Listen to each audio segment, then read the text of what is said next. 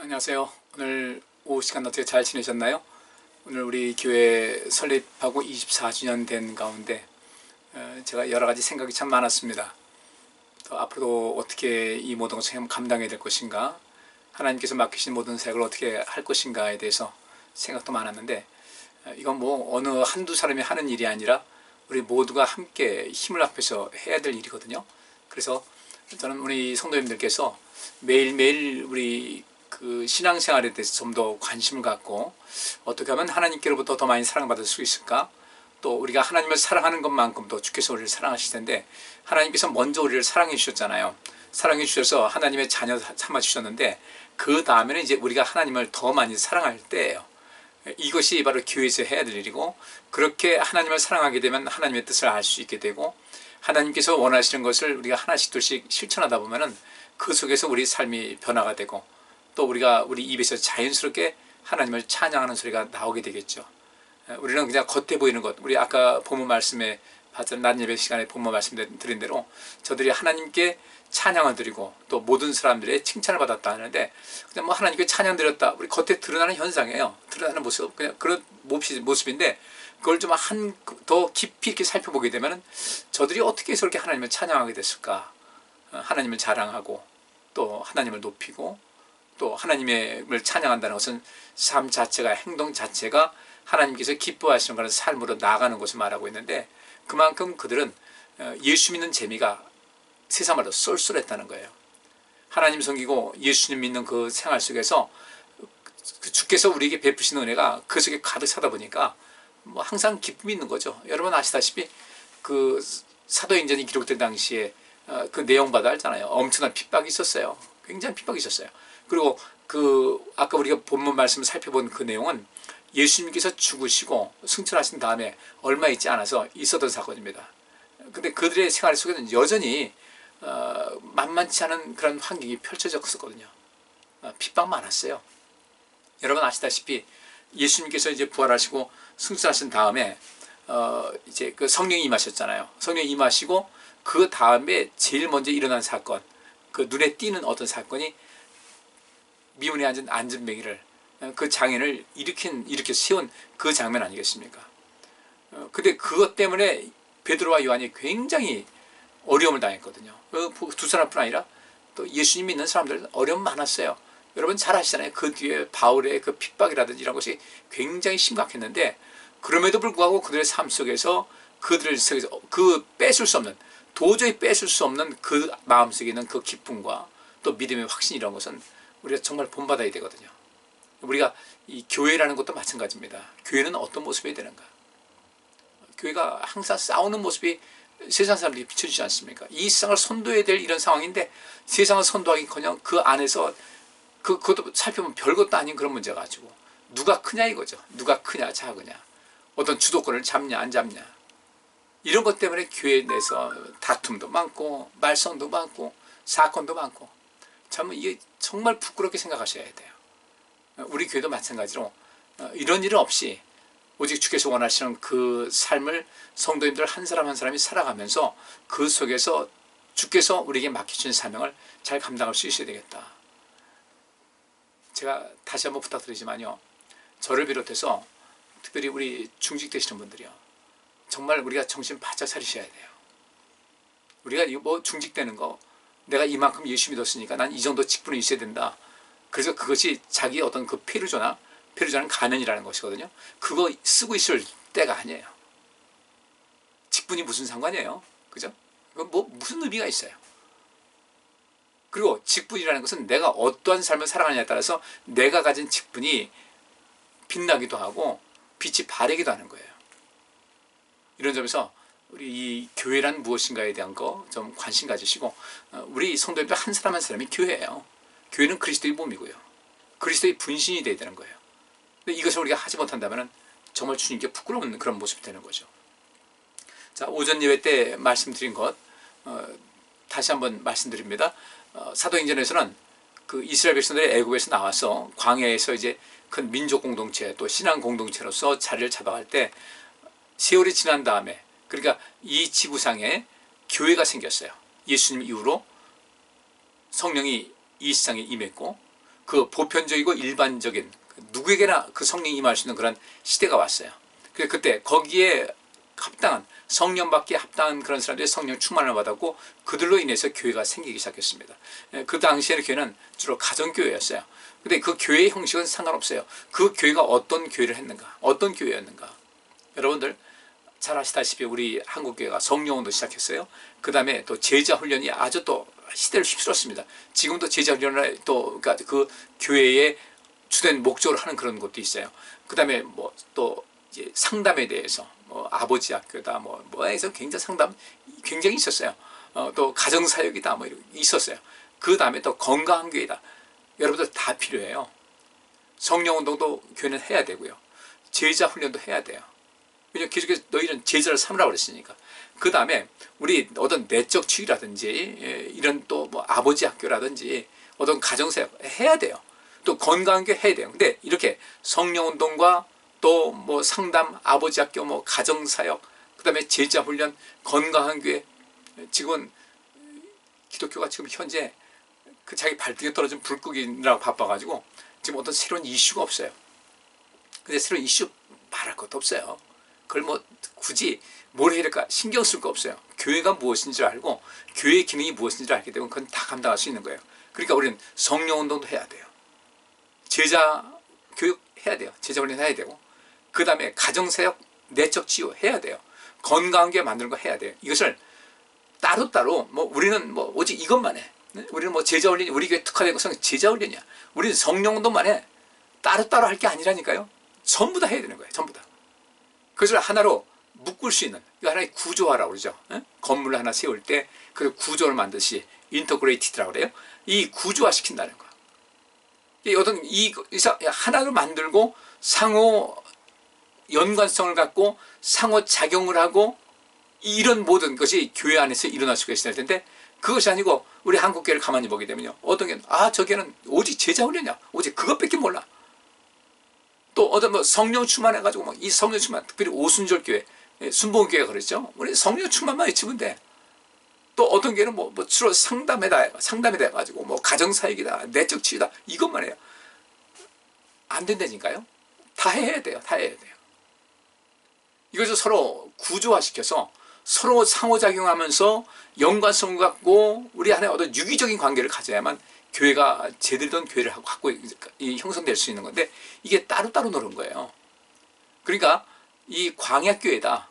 이스라엘 백성들 이미 애굽에서 나와서 하나님께서 그들에게 말씀을 주셨고 또 그들에게 뭐 성막을 주셨고 해서 이제 이스라엘 백성들 본격적으로 한 나라를 형성해서 제사장 나라로서의 어떤 그 규모를 만들어가는 것, 이것을 그 신약성경에서는 광야교회라고 했잖아요.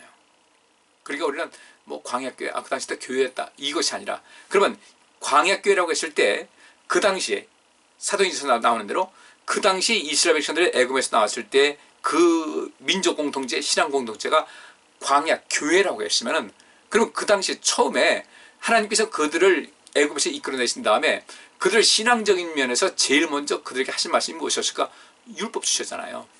율법을 주시면서 내가 너희에게 이 율법을 줄 텐데 너희가 이것을 잘 따르고 지켜 행하면, 그러면 잘 따르고 지켜 행하는 것이 뭐겠어요? 다른 것이 아니에요. 하나님 사랑하고 이웃 사랑하는 거예요. 그 율법이고 십계명이고, 그 십계명의 핵심적인 것이 하나님 사랑과 이웃 사랑이거든요. 이것이 복음인 거예요. 그렇게 하게 되면은 내가 복 주겠다는 겁니다. 나의 소유된 백성이다. 내가 보석같이 존귀하게 여기서 세상 모든 민족보다 더 뛰어난 민족을 만들어줄 것이고, 내가 너희를 제사장 나라로 만들겠다. 제사장 나라가 여러분들 얼마나 큰 권세 있는지 아십니까?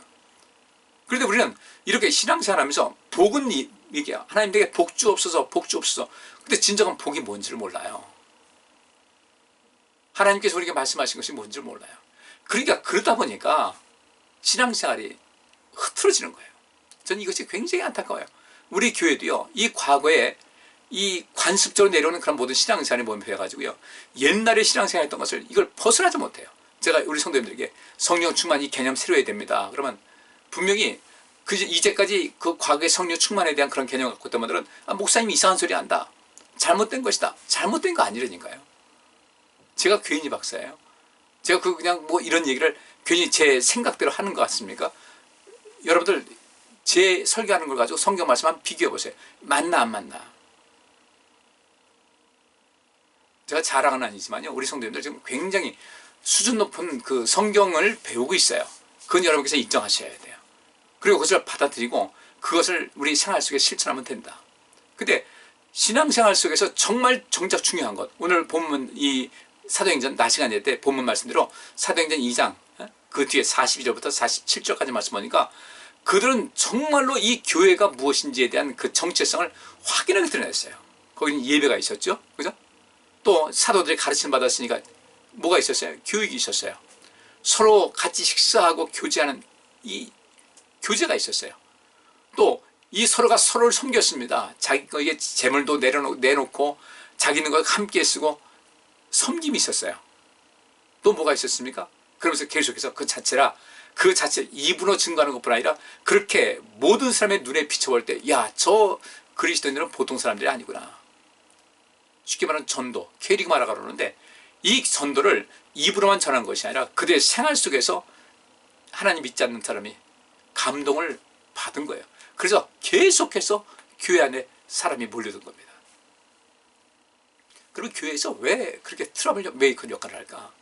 왜 교회가 교회의 그 기능을 제대로 하지 못할까를 가만히 보면요, 좀 심한 말로 배가 불러서 그래요. 한 20, 30년 전인가? 한 30년 전인가? 그런 것 같습니다. 그때 이 미국에 있는 그 유나이티드 항공에 D10이라고 있어요.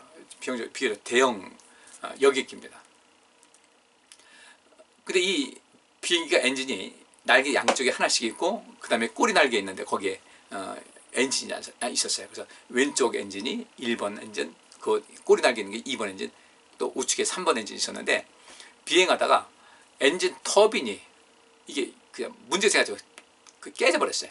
깨지면서 이 엔진 횟수가 뭐 보통 많은 게 아니라 한 1분에 3만 회전을 하는 것인데, 이것이 고속 회전하다가 그 날개가 딱 부러 그 엔진에 있는 터빈 그 날개가 깨지면서 산산조각 나면서 팍 쳤는데, 거기 그 유압 계통을 그 비행기가 큰 비행기가 여러 가지 작동할 때 유압을 가지고 작동하지 않습니까?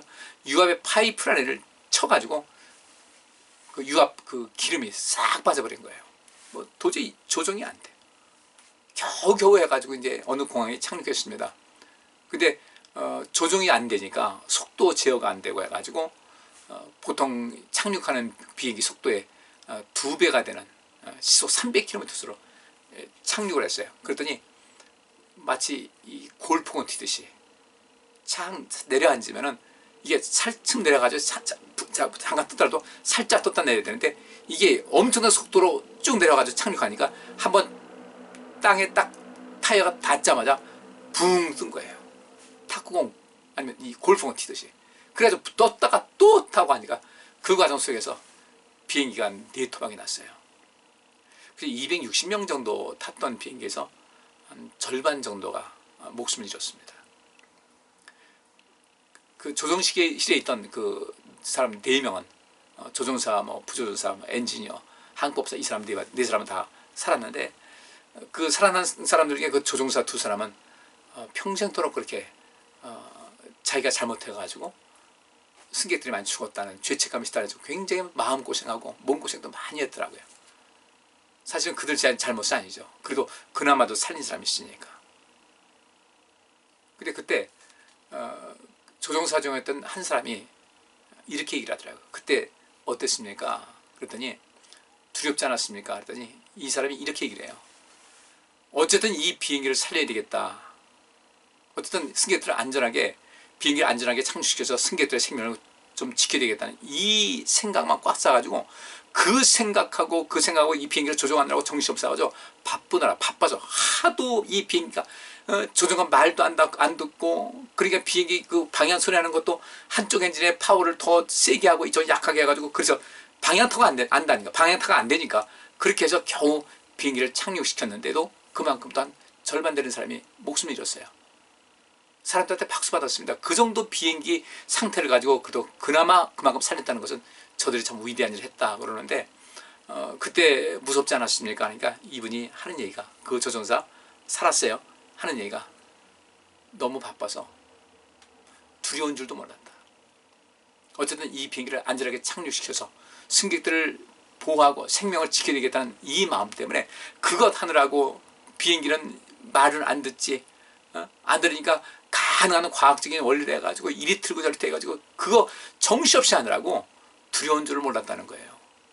여러분들, 우리 신앙생활 하면서, 교회 안에서 신앙생활 하면서 이 생명사에게 관심 많이 갖잖아요.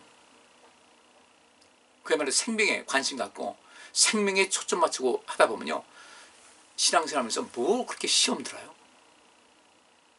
엉뚱한데 마음 같으니까 그래요. 정말 이 사람을 살려야 되겠다는 이런 마음이 있으면요, 여러분들 응급실 가보세요. 인간적 갈등이 뭐가 있겠습니까? 사람 하나 살리는데. 여러분들 왜 그 뱃사람들이 그렇게 서로 나이가 많아도 막 반말하듯이 왜 그러겠어요?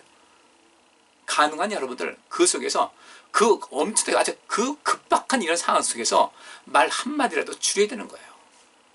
이게 반말이 될 수밖에 없는 거예요.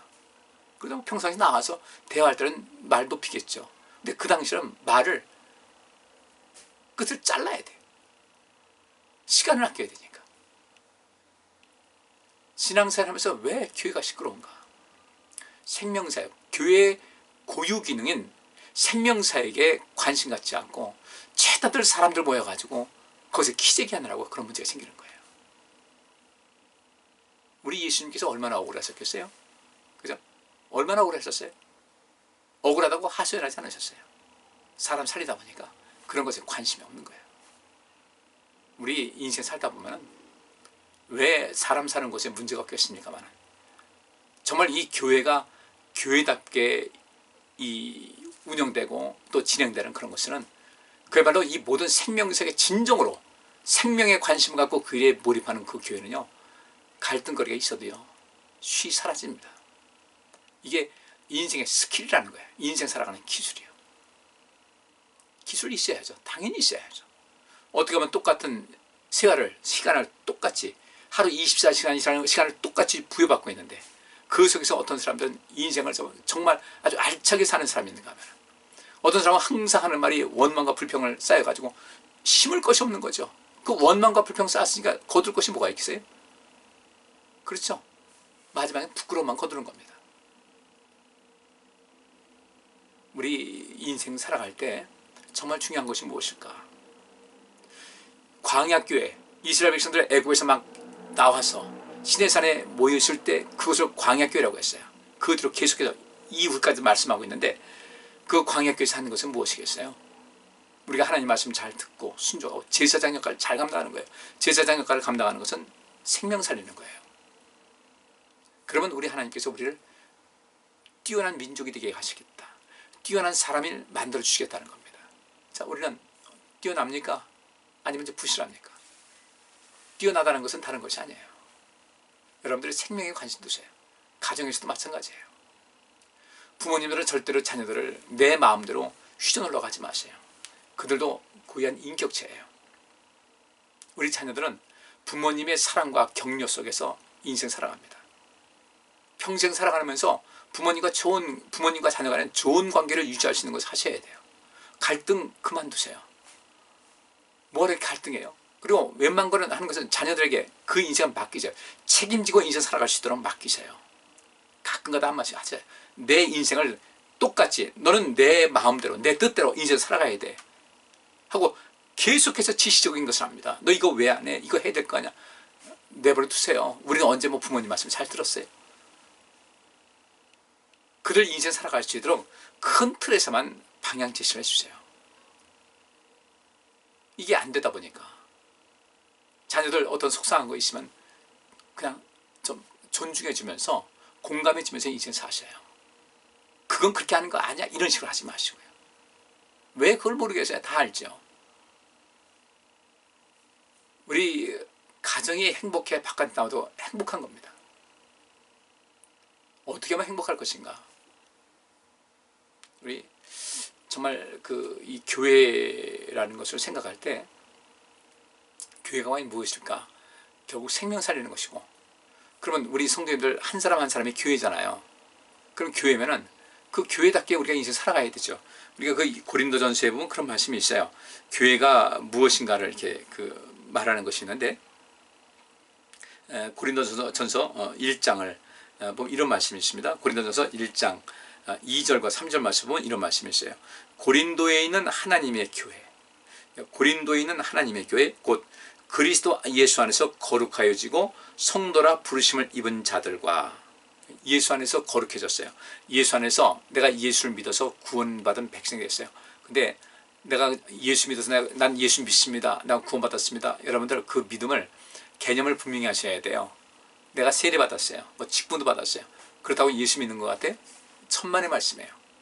예수 믿는다는 것은 우리가 주님의 말씀을 늘 주목하고 그 말씀대로 살고자 어떤 노력하는 모습이 적어도 하나님께 보여야만 이 사람이 거룩하여진 거예요.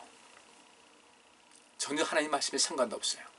성경을 몇 번 읽었는지도 몰라요. 성경 찾으려면 여기저기 뒤적거리기만 해요. 기껏 들은 것은 와서 하나님 말씀은 설교의 말씀 들은 거예요. 설교 말씀도요, 성경 전체를 알아야 설교도 재밌는 겁니다. 영화 보러 가서 중간에 보러 가면 재미 하나도 없는 거하고 똑같아요. 하나님 말씀을 알아야 설교도 은혜롭고 재밌는 거예요. 하나님 말씀 모르잖아요. 이런 사람들은 어떤 설교만 좋아하는가? 예화가 많은 거예요. 어떤 예화하고 뭐 세상적인 이야기 해주고 이럴 때는 그건 앞뒤 전후 필요 없거든요. 그런데 정말로 이 성경, 이 하나님 말씀, 설교다운 설교를 듣기 위해서는요, 성경에 대한 전체적인 내용을 알고 있어야 돼요. 그래야 단에서 설교를 할 때 그거 그 내용이지 하면서 거기다 하나 더 얹어가지고 은혜도 받고 하지, 성경을 아예 모르는데, 성경을 잘 모르는데 그럼 설교하게 되면 성경을 모르니까 인간적인 생각만 툭툭 튀어나와가지고 무슨 설교가 저래? 그러는 거예요. 여러분들 우리 인생을 그래서 참 조심스럽게 살아가야 돼요. 어떤 한 분야에 전문성이 있다 할 때는요, 전문성이 있으면 이 말을 여기서 해도 알아듣고 저기서 저 말을 알아들어요. 성경을 잘 아는 사람들은요, 중간에 어떻게 좀 교회 늦게 와서 중간에 설교 말씀 듣는다 할지라도 그 맥을 쉽게 이해를 하는데, 성경 모르면 안 되는 거예요. 그러니까 예배 시간이 재미가 없죠. 재미있을 리가 있어요? 설교 재미없죠. 예배 드리는 거 재미없으니까 자꾸 눈만 감기는 거예요. 자꾸 딴 생각만 드는 거예요. 그 믿음 잘하겠습니까?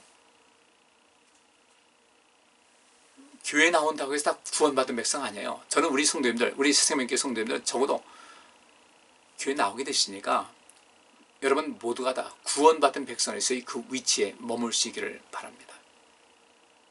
한국 기독교가 구원받는 그 정도를 잘못 가르쳐줬어요. 믿음으로 구원받는다고 하니까 그 믿음은 추상적인 믿음이에요. 그 믿음이 뭔지도 몰라요. 그냥 세례만 받으면 다 되는 줄 알아요. 내가 교회 와서 조금 무슨 일만 하면 다 되는 줄 알아요. 아니에요. 하나님 위해서 헌신할 수 있어야 되고요, 이 사람들, 이 생명사역에서 헌신할 수 있는 어떤 삶의 자세가 갖추어야만 이 사람이 진짜 참 믿음 있는 사람이에요. 이 사람이 성도라 부를 수 받는 것이고 이 사람이 교회인 거예요. 그럼 내가 교회예요. 교회는 뭐예요? 오늘 또 예수님께서 하신 말씀이 있습니다. 교회가 무엇인지에 대해서 주님께서 말씀하신 것이 나오는데, 예수님께서 이렇게 물으셨어요. 너희는 나를 누구라 하느냐? 그랬더니 베드로가 주님은 그리스도시며 살아계신 하나님의 아들이십니다 라고 대답했어요. 그때 예수님께서 베드로에게 말씀하시기를, 요나의 아들 시몬아, 너는 행복한 사람이다. 이것을 너에게 알리신 분은 사람이 아니라 하늘에 계시는 내 아버지시다. 너는 베드로이다. 내가 이 반석 위에 내 교회를 세우겠다. 지옥의 권세가 이기지 못할 것이다. 이 시몬이라는 이 사람을 그때 이제 베드로라는 이름을 붙여주셨어요. 너는 베드로다. 그리고 내가 이 반석이다. 이 반석은 페트라라는 단어예요. 페트라. 베드로는 페트로스예요. 이름이 페트로스. 다 어원이 똑같아요. 내가 이 반석 위에 내 교회를 세우겠다. 이 반석이 무엇입니까? 주님은 그리스도시며 살아계신 하나님의 아들이십니다라는 것을 믿는 사람이, 이것을 믿어야만 그 사람이 진짜 하나님의 자녀고 하나님의 교회예요. 주는 그리스도시라는 거예요. 구원은, 이 그리스도라는 것은 구원자, 기름 부음 받은 자, 이런 뜻 아니겠습니까? 그러니까 주는 그리스도시라는 것은 주님은 구원자이십니다라는 거예요. 내 영의 구원자, 내 삶의 구원자. 그렇다면 우리가 이 말씀을 믿는다면 이 세상 삶에서 여러 가지 어려움 당했을 때 근심도 할 수 있고 때로는 좌절하고자 하는 그런 마음도 있을 것이고 주저앉는 이런 느낌도 있겠지만 주는 그리스도시라는 이 사실을 믿는 사람들은요, 주저앉아 있는 시간이 길지 않습니다. 하나님 다시 바라봅니다. 이것이 진짜 믿음 있는 사람이에요. 참 이렇다고 해서 뭐 불평하고 원망하고 하나님께 기도할 줄도 모르고 우리 인생을 어떻게 살아야 될지 고민도 한 번 안 해보고 그냥 맥없이 교회 나와가지고 이건 아닌 거예요. 적어도 신앙생활 하면서 고민하지 않는다? 여러분 불교 믿는 사람들 그 많은 스님들도 보면 산속에서 뭔가 깨닫기 위해서 산에 가서 이렇게 속세를 떠나 세상을 떠나가지고 거기 가 있는데 그래서 어떤 깨달음 얻겠다고 그러는데 생각 없이 인생 사는 것 같이 비참한 인생 없어요. 생각 많이 하셔야 돼요. 어떻게 살아야 좀 더 가치 있게 인생을 살까? 어떻게 행동해야 될까? 내가 새생명교회 성도인데 목사인데 전도사인데 장로인데 권사인데 안수집사인데 집사인데 어떻게 살아야 내가 우리 새생명교회에게 유익되고 하나님을 기쁘시게 하고 다른 사람에게 유익을 줄까? 이것도 관심 가져야 되거든요. 직분을 받았는데 교회를 잘 안 나와요. 다른 사람한테 아니 뭐 장로님도 그런데 뭐 집사님도 그런데 뭐 권사님도 그런데 뭐 우리 같은 사람이야. 이 마음을 들게 하게 되면요, 여러분 그거 책임지셔야 되는 거예요. 그래서 직분 받을 때 철저하게 본인이 책임질 수 있어야 되는 거예요. 책임지고 그리고 직분 받았으면은 그 받은 것을 책임을 질 줄 알아야 돼요. 그때 몰랐다 할지라도 이건 내 명예, 인생 명예에 관한 것이다. 그래야 우리 교회가 발전하는 거예요. 우리 교회는 안수집사, 권사, 장로가 우리 일반 교회보다 훨씬 더 많습니다. 생각해 볼 문제예요. 여러분들 우리 신앙생활 우리 잘해서 우리 이름값 해야지. 이 직분 갖고 있잖아요. 반드시 주님께서 책임 묻습니다. 반드시 묻는 거예요. 여러분 거기다 두려운 마음이 있어야 돼요. 나에게 책임 물으실 텐데 그 직분만큼 무엇인가 했는가를 책임 물으실 텐데 그거 우리가 간과하면 안 돼요. 굉장히 중요한 문제예요. 그래서 우리가 교회인데 우리가 교회고 그 고린도전서 1장에 있는 말씀대로 우리가 교회라 하면 그 다음부터 우리가 관심 가져야 할 것은 그러면 나는 어떤 모습을 가져야 될까? 우리 입에서 우리 마음에서 신앙 고백이 주는 그리스도십니다. 주는 구원자이십니다. 라는 것을 우리 입에서 고백이 나와서 그 어떤 경우에도 흔들림 없이 인생을 바로 살아갈 수 있어야 돼요. 주저앉지 마세요.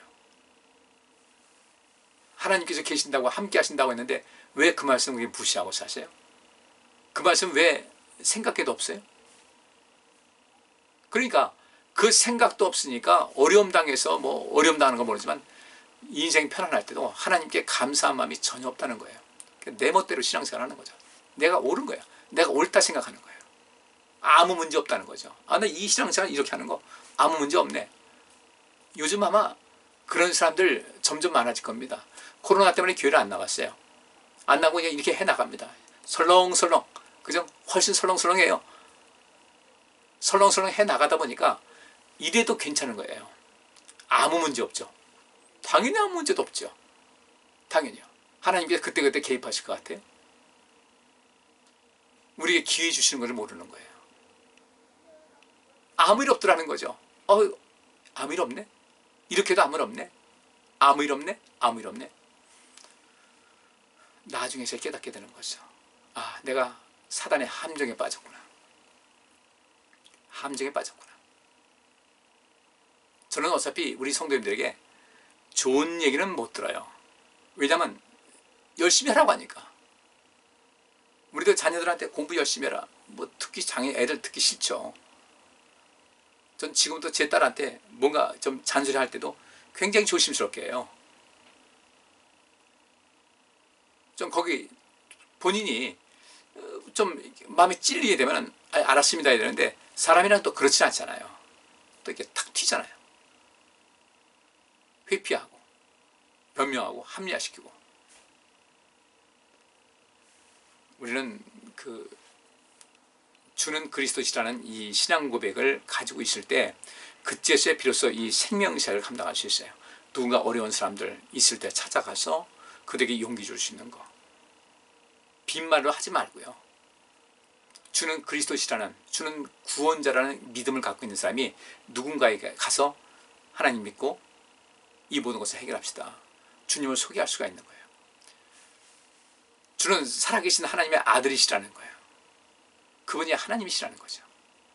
제2위의 하나님. 그분께서는, 우리 예수님께서는 아버지께로부터 모든 권한을 다 위임받아 오신 분이에요. 주는 살아계신 하나님의 아들이라는 것은, 베드로가 고백한 것은 예수님의 권위 자체를 인정하는 거예요. 그분께서는 모든 것을 하실 수 있는 그런 분이시다. 우리 그 믿음 가져야죠. 교회는 그 믿음이 있어야 돼요. 거기서부터 모든 것이 시작이 되는 겁니다. 거기서부터 우리가 예수 믿는 것이 어떤 것인지를 알게 되고, 어떻게 하는 것이 하나님께서 원하시는 길을 걷는 것인지를 알 수 있는 거예요. 우린 죄인이에요. 아무래도 또 죄 짓고 또 죄 짓고 그래요. 그래도 하나님을 두려워할 줄 아는 사람은 그 죄를 지었을 때 그 죄에 대한 안타까움, 애통함이 있고 죄의 고백이 있고요. 어떻게든 거기서 벗어나서 하나님께서 원하시는 삶을 살고자 하는 그러한 그 마음의 동기를 항상 갖고 있고, 그렇게 살고자 힘을 다하고 있습니다. 이 세상에서 가장 위험한 사람은 어떤 사람인가? 나는 아무 문제가 없다고 생각하는 사람. 나는 굉장히 뛰어나다고 생각하는 사람. 뛰어난 것 물론 자랑할 만해요. 근데 그것이 검증이 돼야 돼요. 검증돼야지. 그것을 자기 혼자만 잘난 척한다? 난 다 잘난 것 같다? 아니에요. 그렇지 않아요.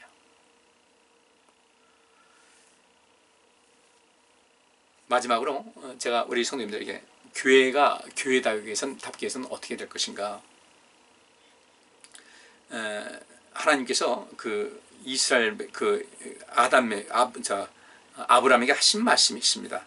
하신 말씀이 있는데 굉장히 그 중요한 이야기예요. 아브라함이 그 아들을 이삭을 이제 바치려고 했었어요. 그다음에 이제 하나님께서 멈추라고 하셨고, 그 다음에 멈추고 뒤에 보니까 순양 한 마리가 수풀이 걸려 있어서 그것을 가지고 하나님께 대신 이삭 대신 그 순양을 가지고 하나님께 제물을 드렸죠. 그래서 아브라함이 그곳 이름을 여호와 이레라고 했어요. 여호와의 산에서 준비될 것이다. 하나님께서 우리를 위해서 준비될 것이다. 이제 그렇게 불렀고, 하나님의 천사가 하늘에서 다시 아브라함을 불러서 하나님께 말씀을 전합니다. 뭐라고 하냐면, 내가 내 이름으로 맹세하지만 내가 이처럼 하나밖에 없는 내 아들까지 아끼지 않았으므로 내가 너에게 한없는 복을 주어 네 후손을 하늘의 별과 바닷가의 모래알처럼 많게 하겠다. 네 후손들이 그 원수들을 정복할 것이다. 그리고 네가 나에게 순종하였으므로 네 후손을 통해 세상의 모든 민족이 복을 받을 것이다. 하나님께서는 아브라함에게도 하신 말씀이에요. 내가 너에게 복주겠다. 내가 너를 창대케 할 것이다. 그리고 너는 이 세상의 모든 민족에 복을 주는 사람이 될 것이다 라고 말씀하고 있어요. 우리 개역 한글 성경에는 그렇게 표현되어 있지 않아요. 내 이름은 창대케 할 것이다, 복 줄 것이다, 그렇게 됐는데, 그 얘기는 내가 너에게 복을 줄 테니 세상에 복 주는 사람이 될 것이다 라는 그 말씀이고, 오늘 여기 창세기 22장 18절도 그 말씀이에요. 내가 나에게 순종하였으므로 네 후손을 통해 세상의 모든 민족이 복을 받을 것이다. 적어도 우리 하나님 믿는 백성들이요, 세상에 복 주는 사람이 되어야 돼요. 자기 배만 불리려고 하지 마세요. 남 좀 돌아보세요. 다른 사람이요. 많이 가진 거 자랑하지 마세요. 그것 가지고 남들 도와주세요. 그러고도 여러분들 쓰고도 남음이 있어요. 자기를 위해서 많이 쓰는 겁니다. 얼마나 위험한 건지 몰라요. 하나님께서 우리에게 왜 재물을 주신지 아십니까? 여러분에게 왜 재물 주셨어요? 남들보다 좀 더 여유로운 재물 주셨다고요? 쓰라고 주신 거예요. 그거 안 쓰면 역시 거기도 책임을 져야 됩니다. 모든 것이 내 것이냐, 나만 위해서 썼어요? 그러지 마세요. 하나님 앞에도요, 부유한 그런 삶을 가지세요. 주일원금은 드려도요, 남들 볼 때 한번 생각해, 나는 이 정도는 드려야 되겠다. 남들이 봤을 때 이분은 이 정도는 드려야 되는 거 아닌가라고 남들이 보는 눈이 있잖아요. 그만큼 드리세요. 그렇게 드리셔야 돼요. 근데 그게 정말 나는 이거 이상 드리면 내 삶이 큰 문제가 되겠다. 그렇게 내가 빈궁하지 않은 것이라면 남들이 봤을 때 이분 참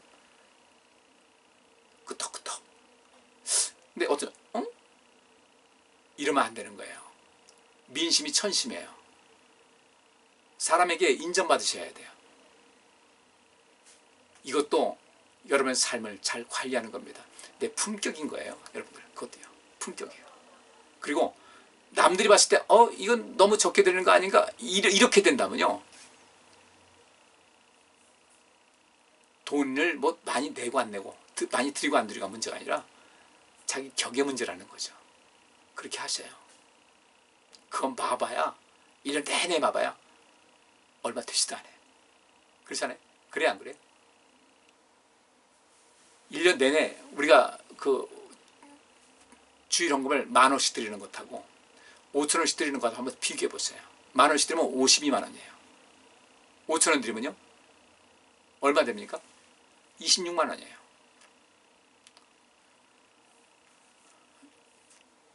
할 수 있다면요. 10,000원씩 드리세요. 할 수 있으면요. 내가 큰 인생에 문제 없다 할 때는 드리세요. 26만 원 가지고 26만 원 얻고자 하나님께서 보실 때 안타깝다 하면 안 돼요. 저도 우리 이 세상 생명을 살리는 일을 하는데 그렇게 우리가 연약한 모습 돼서는 안 돼요. 이것부터 우리가 훈련하셔야 됩니다. 그것이 우리 격인 거예요. 우리 격. 하나님께 복받아서 세상에 복 주는 여러분 되시기를 주의 이름으로 축복합니다. 이것이 교회가 할 일이에요. 오늘 낮에 우리가 본문 성경 본문 말씀 본 대로 그것이 바로 이 세상 모든 사람에게 복 주는 그런 삶을 산 겁니다. 자기 것을 돈을 내놨어요. 가진 것을 팔아서 가난한 사람에게 나눠준 거예요.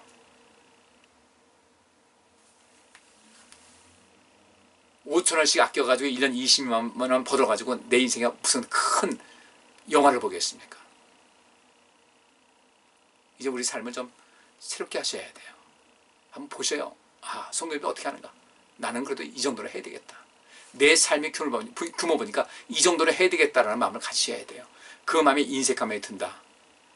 헌금 내는 것을 사람에게 내는 것 같이 생각하기 때문에 그래요. 주님께 드리는 거예요. 그리고 그것이 하나님의 일을 위해서 크게 쓰임받는 역할이기 때문에 주님께서 그것을 보시고 복 내려주시는 겁니다. 마지막에 마태복음 25장 말씀 보면은 영생에 들어가서 아버지께서 예비하신 그날에서 복을 얻을 사람들 가만히 보니까 어떤 사람인가 봤더니 배고픈 사람에게 먹을 것 주고 목마른 사람에게 물 주고 헐벗은 사람 입혀주고 병든 사람 찾아가지고 하는 이런 사람이었어요. 별거 아닌 것 같으죠? 별게 아닌 게 아니에요. 돌아보라는 얘기입니다. 그 모든 것은요, 내가 이렇게 움키고 있으면요 절대 아무것도 안 돼요.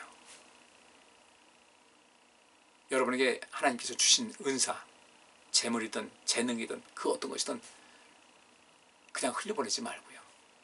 쓰세요. 쓰는 재미가 있어요. 베푸세요. 베푸는 재미가 있어요. 그 재미를 빨리 하셔야 돼요. 그 재미를. 근데 그것이 막 이 인색함이 들고 인색한 마음이 들고 아까운 마음이 든다. 그거 빨리 벗어버리셔야 돼요. 왜냐하면 주께서 우리 주님 만날 날이 점점 가까우고 있잖아요. 나이 먹어보세요. 돈 있어도 쓸 데도 없어요. 그죠? 먹을 것도 뭐 많이 못 먹는데 돈을 써야 뭐 얼마나 쓰겠어요? 있을 때 쓰세요.